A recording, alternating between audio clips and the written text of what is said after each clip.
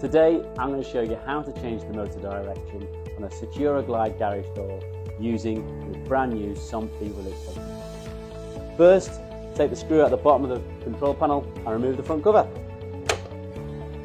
Open the door to approximately halfway.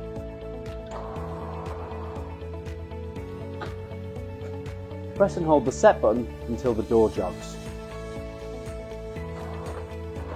Press and hold the centre button until the door jogs again.